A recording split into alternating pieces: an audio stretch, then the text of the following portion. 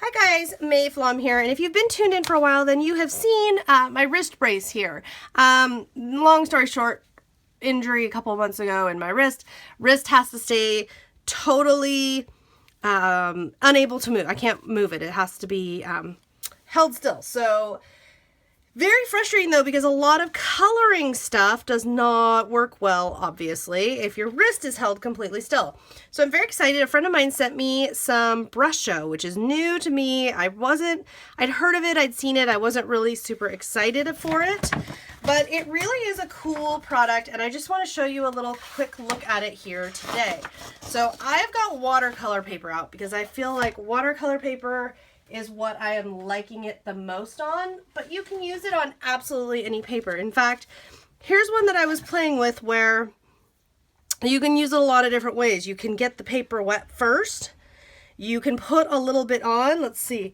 I should have my purple out here. I just had that purple in my hand. So the paper is dry. Okay, I can put a little bit on there with the dry paper and then take, say, a water bottle and gently mist. And once it is then wet, the colors activate and spread and go where the water is. Isn't that fun? Here, I'll bring that way up close for you so you can really see.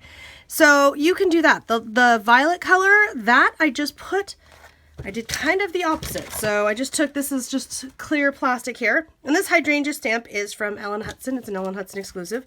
Put a little water there.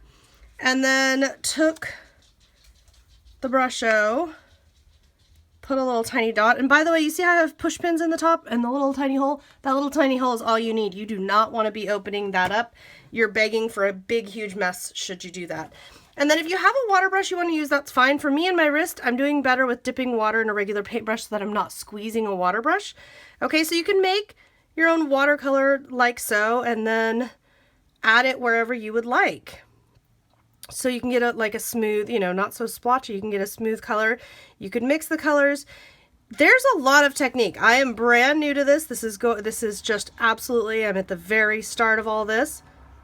And I'm just exploring, and I'm wanting to just share with you, since this is a medium that I'm finding a lot of success with.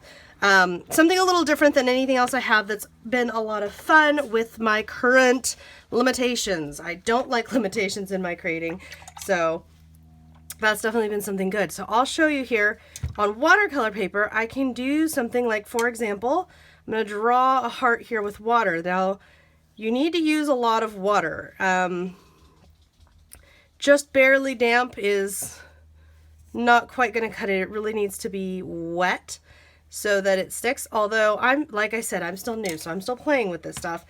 And then, so you can go, I showed you dry and then add water. You can also go where you've got something already there, and then you go through with the colors and add. And what I'm really loving about it is it's only going to be where the water is. So in theory, after it dries off, I could let it dry off and then shake off whatever I didn't want that was dry powder around that wet area and get some really, really interesting effects. And I'm playing right now. I'm learning the colors and which colors I like and don't like and all that kind of stuff. You can see how easy and quick that was, but also how cool it is. I mean, it really is a neat effect. Actually, this is maybe my favorite one that I've done, this heart. And I really like that instead of trying to, since I personally am struggling with detail right now, forcing, precise detail because I don't have any motion to my wrist, I'm really loving how this is being totally random, but so very beautiful. I just love that. So if I wanted, I could get way up close and say add a little more water in the middle there where it seemed to not really have any, or I could leave it alone. I love it. Perfectly imperfect and all of that. I think it's a lot of fun, and you'll be seeing a full project with Brusho from me. I just wanted to throw this up there quickly so that you can see this is a new to me product that I am experimenting with. If you have any questions, leave me a comment. I'll see you next time.